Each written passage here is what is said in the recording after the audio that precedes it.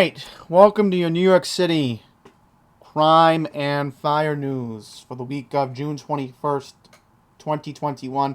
So look at that, 6/21/21. So now we are in a very crucial stretch of how the summer of hell is about to begin. And I'm calling it that because I just know how bad the crime pattern is going to end up being, knowing our mayor who just wants to retire already. It's like he doesn't even want to wait till January at this point. You know, so. And that reminds me, tomorrow is primary day. If you have not voted in the early voting, the polls are open from 6 a.m. to 9 p.m. tomorrow, so go make your voices heard. If you have an absentee, you can send out today or tomorrow, but if you're sending it out tomorrow, make sure the post office has it by 9 p.m. So that way your borough's Board of Elections can certify everything. I know my dad's heading out right now to mail mine as I'm recording this, but let's get into what we have to talk about as usual. We do have fire news this week. A lot of FDNY activity we got to get into. In fact, it's even gotten so extreme that an FDNY vehicle got into an accident this week. That's how active it was the past couple of days. So we'll get into everything. First up, let's talk about our friends at Spectrum News 1 and talk about how they're trying to claim they cover the crime. So there you go. An Eric Adams volunteer was stabbed, and we're going to get into that.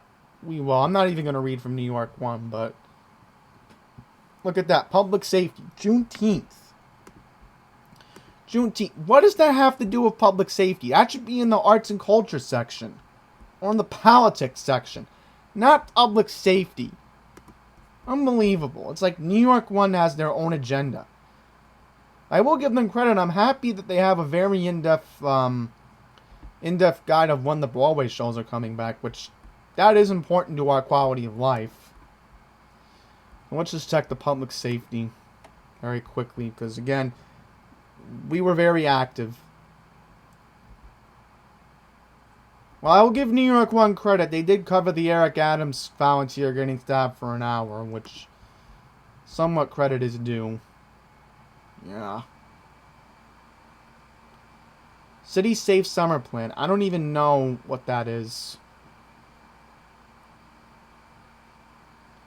Yeah, we know about the Washington Square Park situation. You know, I've had enough talking about that. There's other news we gotta cover. So, let's get to our first story, which is very urgent. This is the one we really need to lead off with. I do apologize. Where is the video of the incident? Because the New York Post actually had a video of it. FDNY truck collides with vehicle in Brooklyn, injuring 10 people. So we have a video of it if it will load. Yeah, here it is. This happened in Brooklyn. And believe it or not, Channel 7 actually covered this.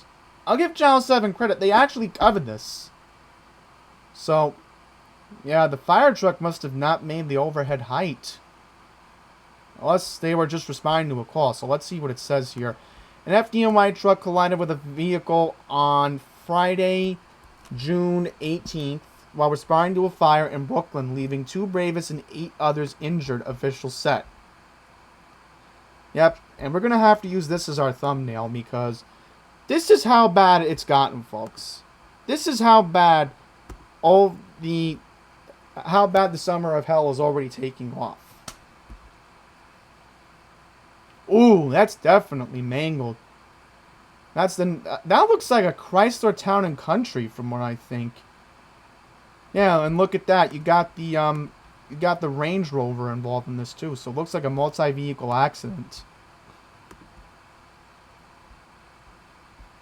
Let's go down.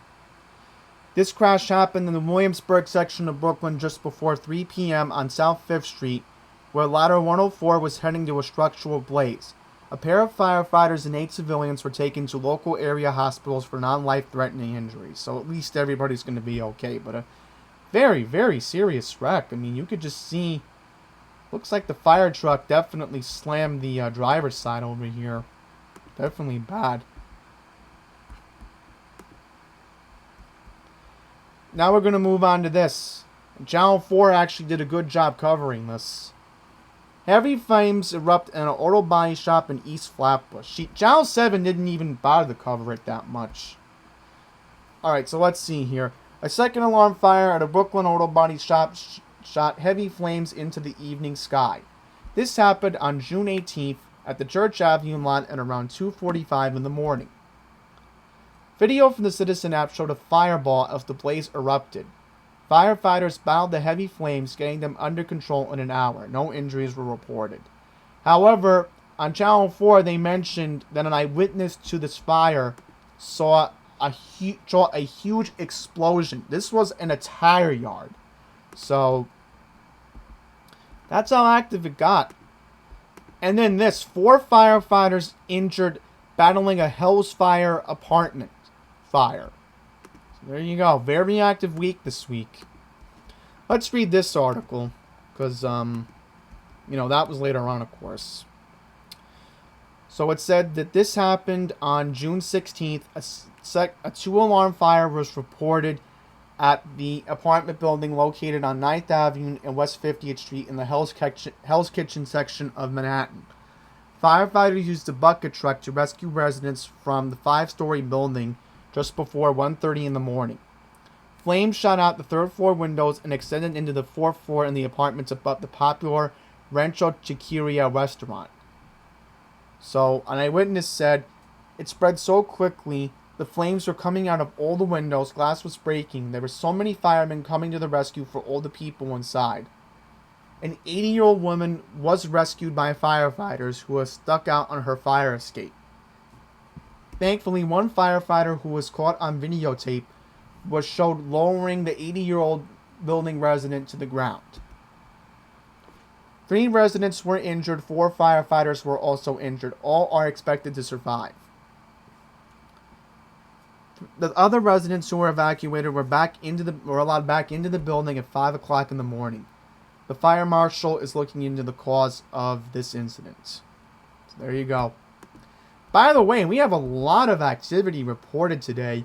There was actually a fire that was just reported on the Upper East Side this morning at 317 East 83rd Street between 2nd and 1st Avenue. Literally not too far from where Carl Schurz Park is and not too far from where the 86th Street Q train station is. So this was reported on the 4th floor of the high-rise building. And then we had a building fire reported in Flushing at 65-50 165th Street earlier this morning on a dwelling. Fire on the 6th floor of the building. So, very active as usual. In fact, come to think of it, yeah, there was only one incident that was reported yesterday. But Saturday was pretty active. Yeah, I want to bring up this one. There was a fire in Midtown, 885 2nd Avenue on East 48th Street. So we'll move on. A lot of crime we gotta get into as usual. So let's see. Yeah, okay, good. So I figured AM New York would cover it. So let's read this. This is what we have to lead off with, because I thought I was going to lead off with another hit-and-run incident that happened yesterday in Brooklyn, but apparently that's going to have to wait. Here we go. 2 men sought for stabbing that critically injured a volunteer with the Eric Adams campaign that happened in the Mott Haven section of the Bronx. A volunteer for Eric Adams' mayoral campaign was stabbed in broad daylight in the Bronx on Saturday, June 20th, which was Father's Day. According to police, at 2:30 in the afternoon, the 42-year-old volunteer, who was a male, was stabbed by an unknown man with a knife in front of 594 Morris Avenue in the Mott Haven section of the Bronx.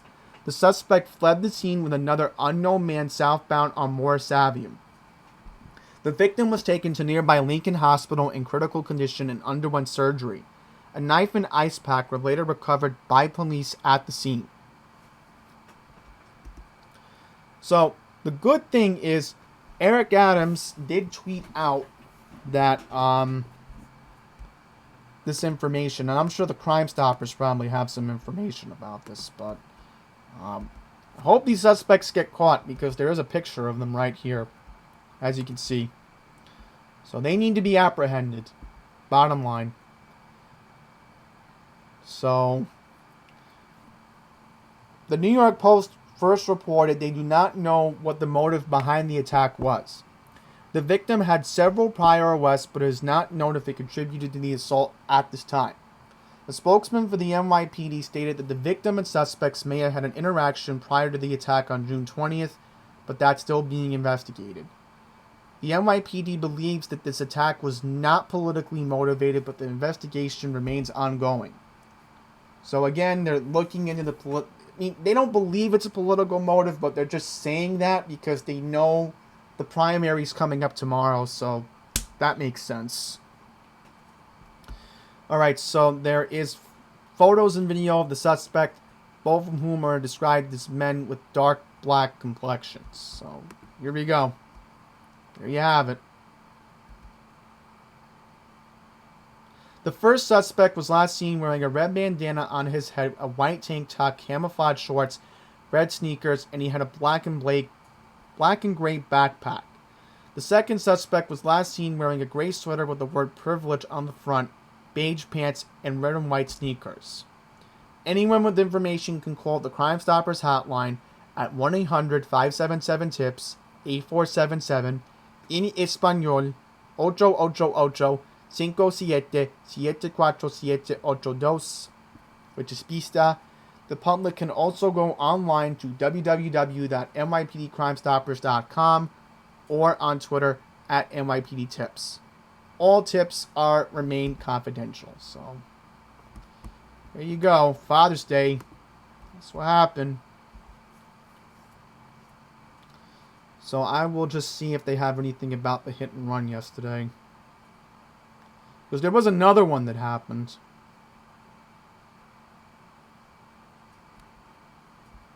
Let's see. Just trying to find it for a second. That's not it, no. That's the one, yeah. But I'm not looking for that one. There was another hit and run that happened in Brooklyn. Let's see if I can find it.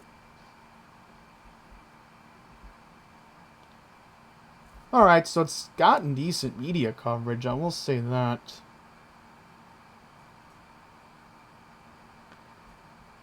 Alright, so Channel 4 has something on it. Because again, they actually let off with this last night. At 11 o'clock. So, that's why I love watching Channel 4 on the weekends. I like seeing Gilma Alamos. She does a fantastic job on the weekends. So, Channel 4 does a great job with their newscast on the weekends. Just bring that up. Alright, so it says here, a Connecticut man who allegedly... Let me just make sure you all can see this. I made that mistake last week. That's better. A Connecticut man who allegedly struck 2 people in Brooklyn with a stolen vehicle late Friday is also suspected of stealing another vehicle just the day before. So, says... Oh, this is the one that happened in Brooklyn. Yeah, the carjacking. Oh, yeah, this is the one... This is the carjacking in Brooklyn, so I'll read this. Khalil Ivy was arrested in Brooklyn on Thursday on charges of grand larceny and possession of stolen property based on a reported car theft out of Waterbury, and he was released on Friday because he had no prior criminal record in New York City. Hours later, police say the 24-year-old jumped into a Chrysler sedan, placed the vehicle in reverse, and began driving in circles, eventually striking a 46-year-old man and a 40-year-old woman near West 15th Street and Surf Avenue in Brooklyn. Ivy then fled the scene and tried to steal another car nearby, police said. That is when he was arrested and placed into custody again. The woman who was struck remained in critical condition. Ivy now faces additional charges of robbery, possession of stolen property, unauthorized use of a vehicle, and reckless endangerment. So, Coney Island, you know? And I will mention, they said that this woman was putting a baby in the back seat of the car. So they don't even mention that. Okay. Just want to see if they have anything about, Oh, this is disturbing. So let me see if I can find anything about Brooklyn.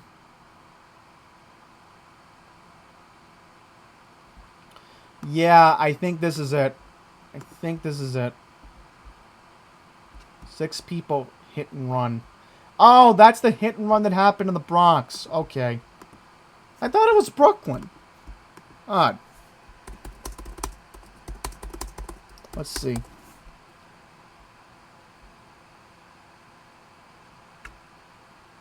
Oh, and then look at this. We have another Bronx River Parkway accident. Let's see. Okay, Channel 7 has something. Oh, at least Channel 7 covered it last night. Alright, here we go. 6 people were hurt after a Jeep jumped a curb in the Bronx, crashing into them. This happened at East 170th Street and Sheridan Avenue in the Claremont section of the Bronx. So we do have a video of it, as you can see right here. That's the Jeep involved in the accident.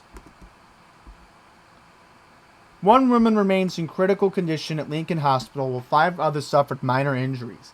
The family says they were celebrating when the Jeep plowed through the group at a high rate of speed, hitting 6 members of the same family.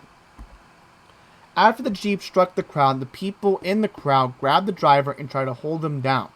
Police said the passenger of the vehicle managed to flee the scene and return with another group of males, firing bullets into the sky so the crowd would release. The group then fled on foot on Sheridan towards Marcy Avenue. One family member who witnessed it all tells WABC he thinks that they were targeted. The eyewitness said on the air, "We were just talking normally until a car came out of nowhere and hit us with no particular reason. And it wasn't an accident because the way they came from, they were speeding up for us." Another family said he was sitting with his family when the vehicle came at 60 miles per hour. Authorities are still looking for the suspects. By the way, I just want to see that Amazon Prime thing after that happened. Oh, I didn't even hear about this. They held the funeral for the 10-year-old that was shot in the Rockaways. Ugh. That's awful. Yeah, this is the kid that was shot in Queens a couple weeks ago, see? Right here. Justin Wallace. Yeah, we covered this a lot. I just didn't even know the funeral was today. Ah. That's just sad. Okay, here we go. Let's read this one from Gothamist. Hit and run Mercedes-Benz driver allegedly kills cyclist near the Bronx River Parkway. Let's see when this happened. The NYPD is searching for a driver of a Mercedes-Benz who allegedly struck and killed a cyclist late Friday evening near the Bronx River Parkway. The incident comes as a number of traffic-related deaths have increased across the city. Police say at 11:22 on the evening of June 18th in the area of the Bronx River Parkway underpass in Southern Boulevard, where there are no dedicated bike lanes on the roadway connecting the neighborhoods of Allerton and Bedford Park. Police say the driver of the 2019 Mercedes-Benz sedan, who was only identified as a male, was speeding east on Southern Boulevard near the Bronx River Parkway, attempting to pass the bicyclist, who was also heading east. After he didn't have space to pass the cyclist, police say the driver struck the cyclist's back wheel, propelling the victim forward. The cyclist then collided with the driver's windshield. The driver then ditched his vehicle, taking off on foot in unknown parts. So officially, this is a hit-and-run incident. The District Collision Investigation Squad said on Saturday they have yet to make any arrest in the connection with the incident. The cyclist, who has not been identified by police, suffered severe trauma to his head and body and was pronounced dead by paramedics who responded to the hit-and-run accident. So there you go. This is very disturbing. And look at this. There was a cyclist killed on June 15th in a solo crash in Fan Cortlandt Park. So again, this is getting way out of hand with all these hit-and-run incidents. way out of hand. I'm just completely disturbed about what's been going on. Alright, let's move on. Woman dies days after crowbar attack on Manhattan street corner. So I will move this. A 49-year-old Manhattan woman died 4 days after she was apparently hit in the head with a crowbar on a local street corner. Maria Kelly was attacked a week ago near Fort Washington Avenue and West 63rd Street around 7 a.m. Cops responding to a 911 call found her on the ground with severe trauma to her head. She passed away on Friday, June 18th. Further investigation revealed Kelly had been hit in the head with a crowbar, allegedly by a 63-year-old man. That man was taken into custody on charges of attempted murder and assault. It is not clear if the charges will be upgraded. No details on any possible relationship between the two were known. And then we got this one. Man dies of injuries after being hit by oncoming car in Manhattan. So I forgot about this one. My apologies. A 52-year-old man died of his injuries after being hit by a car while crossing a Lower East Side street. According to police at 3:38 a.m. on June 15th, police responded to a 911 call regarding a motor vehicle collision involving a pedestrian struck at the intersection of the Delancey Street and Bowery. Upon their arrival, officers found the victim unconscious and unresponsive with trauma throughout the body. An investigation found the victim was trying to cross Delancey Street within the crosswalk at Bowery when a 2001 Nissan Pathfinder operated by a 52-year-old man switched lanes while driving down Delancey Street and hit the victim. The driver was not injured and remained at the scene. EMS rushed the victim to downtown hospital where he was pronounced dead. So at least this isn't a hit and run. So this is probably most likely an accident. So let's see if anything else is. Oh, look at this, a robbery. I mean, I want to see if anything's going on in Queens, being honest. I don't want to focus too much. Oh, and speaking of this, here we go. Queens. So I think I'll try to focus mostly on Queens to wrap up the video, because I make this video too long and it will just be... Ugh. Armed Queens creep forced woman into sexual act at gunpoint. So this happened on Friday. What happened on Friday? Special Victims Detective in Queens are looking for an armed attacker who sexually assaulted a 31-year-old woman on the street at gunpoint. This happened on the Elmhurst-Jackson Heights boundary. Police say the brazen attack happened at 2:15 in the morning in the vicinity of 78th Street and Roosevelt Avenue. According to law enforcement sources, the creep approached the victim as she walked through the area and displayed a firearm. Authorities say the pervert then forced the woman into an area off the street where he forced her into a sex act. Moments later, he removed the woman's bag, which contained her cell phone and wallet, and fled in an unknown direction. The incident was reported to the 110 precinct. The victim was brought to Elmhurst Hospital in stable condition. On June 20th, the NYPD released pictures of the attacker, whom police described as a Hispanic male with a goatee who wore a black mask, a black hooded sweatshirt, black sweatpants, and white sneakers. He was also seen carrying a drawstring bag, so... We'll say this guy's somewhat smart. You know, he did use a face mask. Alright, so let's see if anything else happened in Queens. Let's take a look here. Oh, look at this! Another homeless shelter. Really? Why? First you screw over Glendale, then you screw over College Point. Now you want to open one in Briarwood? We'll get to that in a second, because that's technically a crime story, because it's going to create crime in the problem. Oh, and then look at this, another crash. Yeah, so a lot's happening in Queens, that's for sure.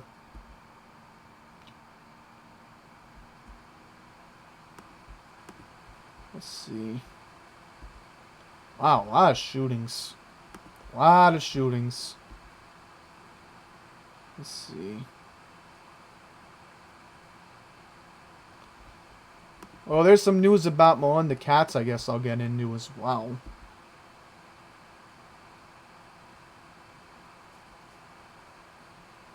Oh, and then look at this. Another accident in Queens. Yeah. And then there was a shooting in Woodhaven. So I guess I'll just read these and then we'll wrap it up. Alright, so I know I didn't want to have to make it about Queens, but there is a lot of news we got to get into from Queens.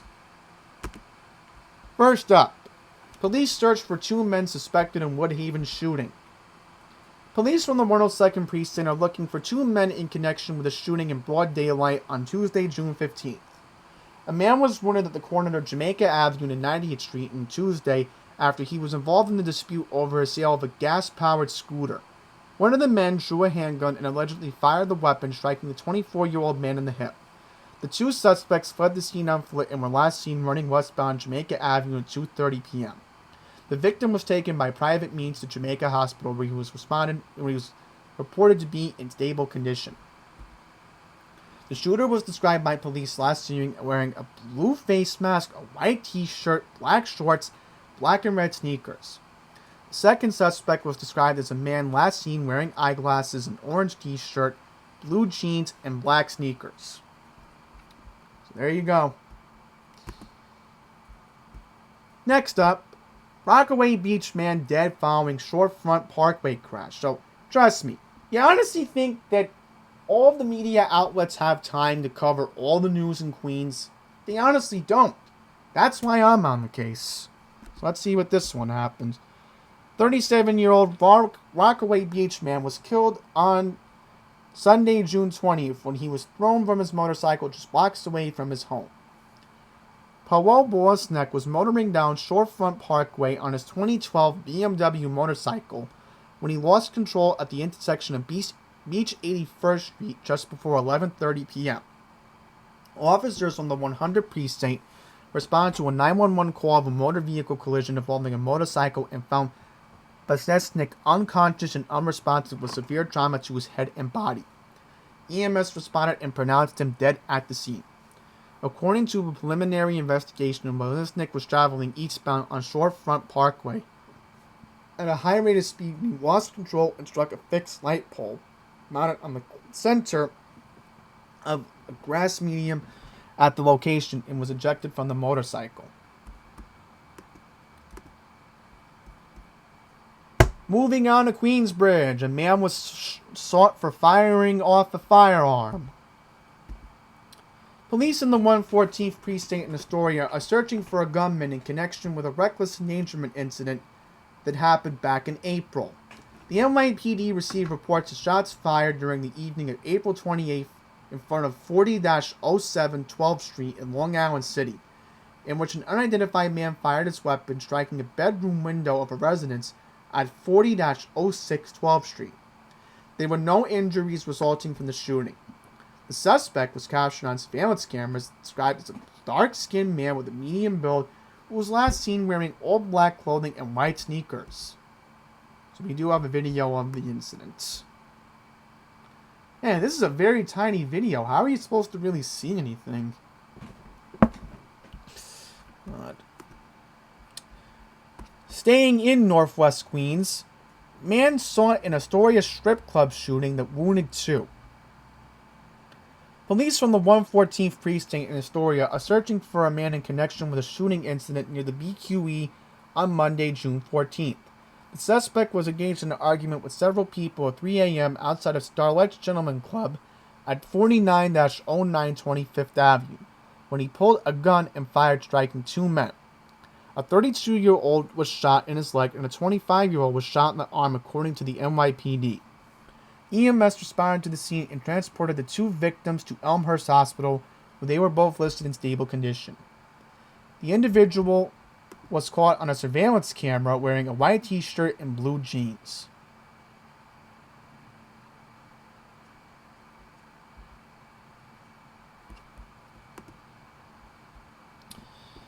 Alright, so we have about 3 more stories. There might be one more if I can find it. I didn't see it listed anywhere, but there's a robbery pattern going on in Bayside I have to get into. Richmond Hill man faces arson assault charges for allegedly setting an apartment building on fire, according to Queens District Attorney Melinda Katz. Okay, so it says here that Sukunda Sai had been indicted on a grand jury and arraigned in Queens Supreme Court on arson, assault, and other charges that allegedly set an apartment building on fire in the Richmond Hill section on 94th Street in May.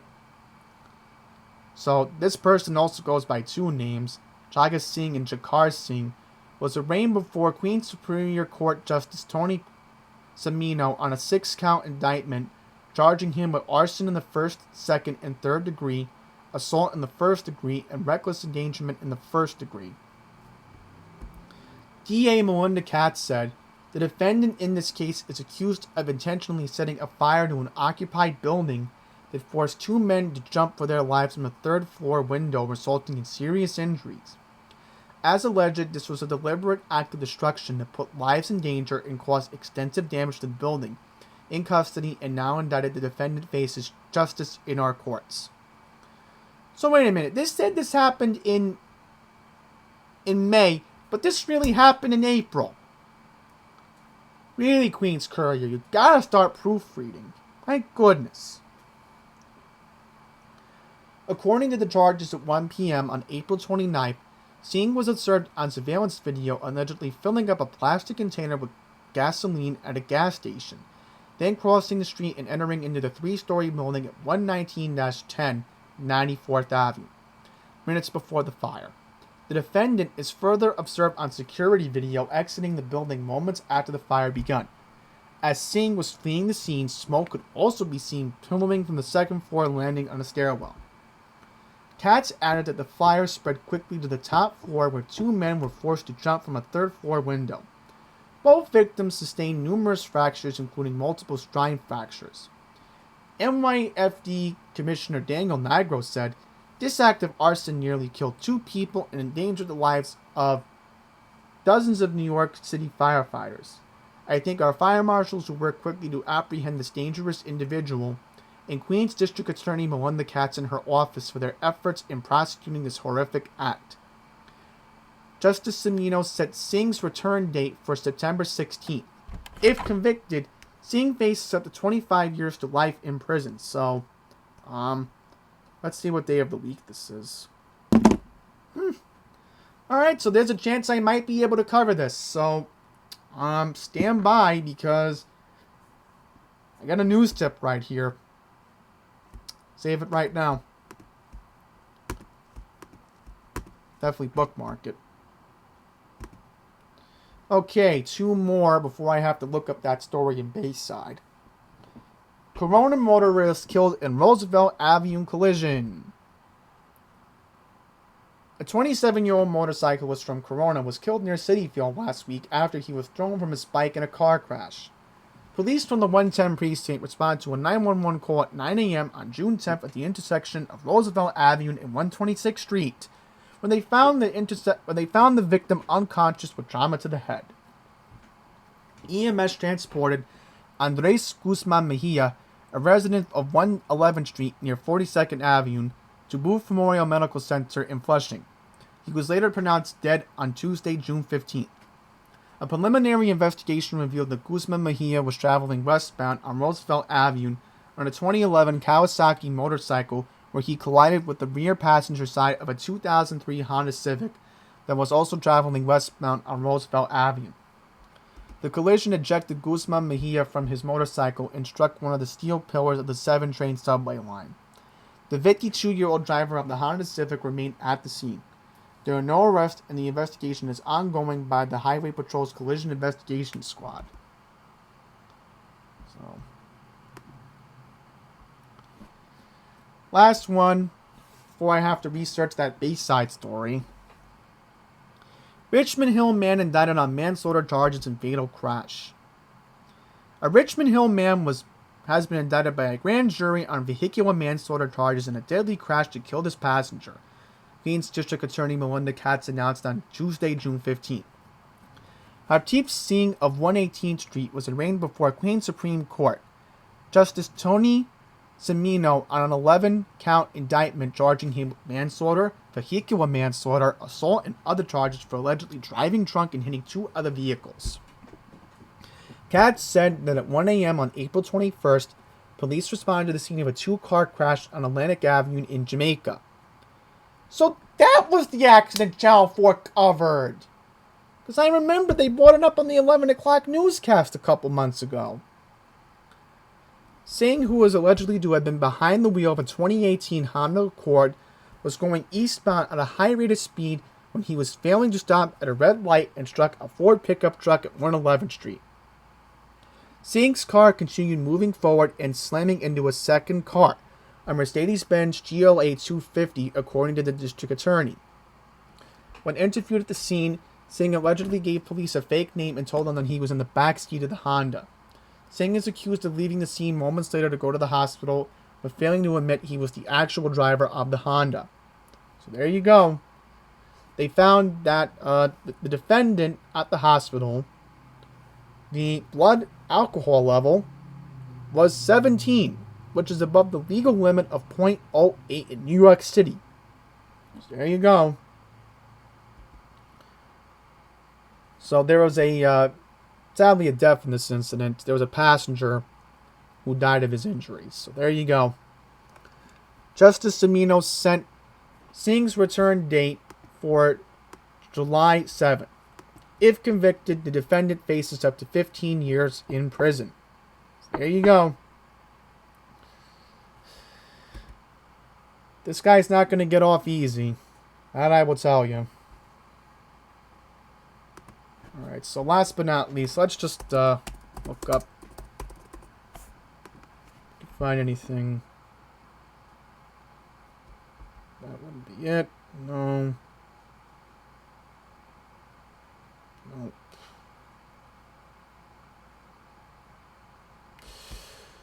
Let's see if I can find another way.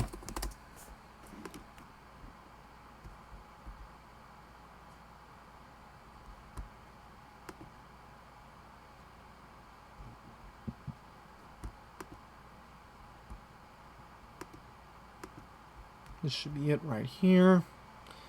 Let's see if I can find it. Let's see.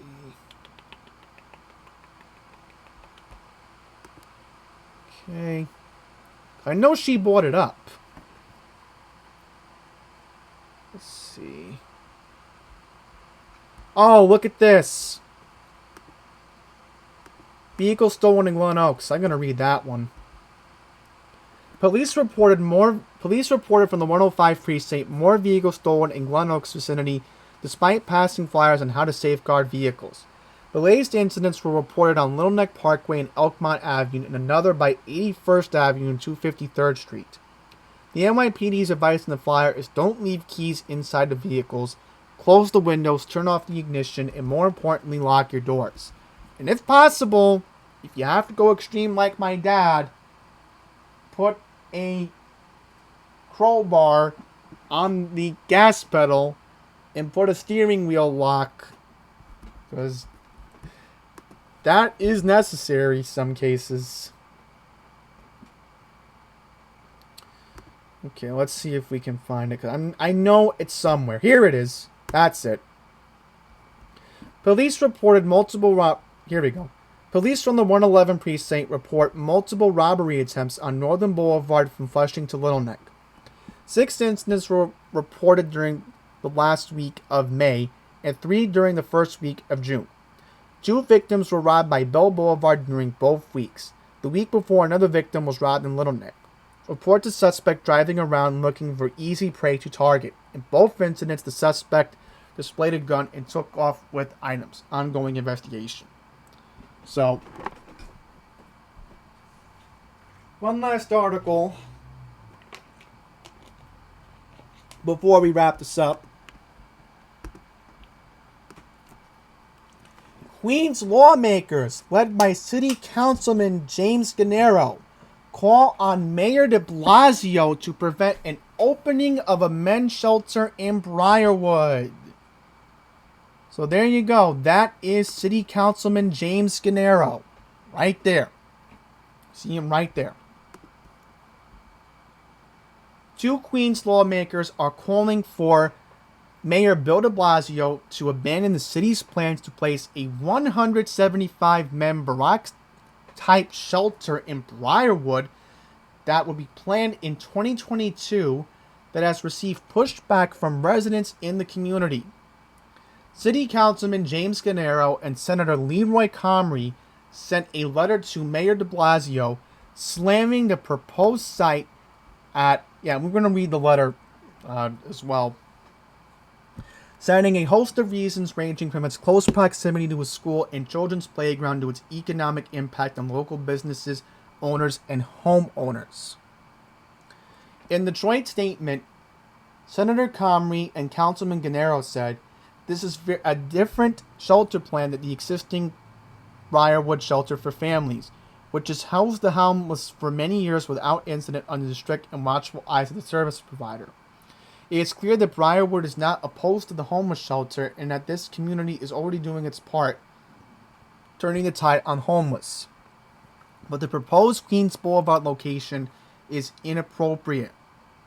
In January, Gennaro rallied along residents outside the proposed site, saying the shelter would effectively kill the potential of new development and vaporize untold millions in commercial and residential property values. So there is an online petition to stop the shelter. So I am going to sign it because that's very important. So there you go. And look at this. It's right across the street from a playground and not too far from where a high school is in Briarwood Public Library. Not a good idea to open this. I'm in agreement. So let me look up the address because I believe I know where this is going to be. Look it up. Okay, let's see. Yep. I'm not too happy about this, folks. You know where they're planning to build this? Right by the Lincoln dealer right by Jamaica. Yep. I'm not too happy about this. Nope. Nope. No. Again, that's de Blasio's plan.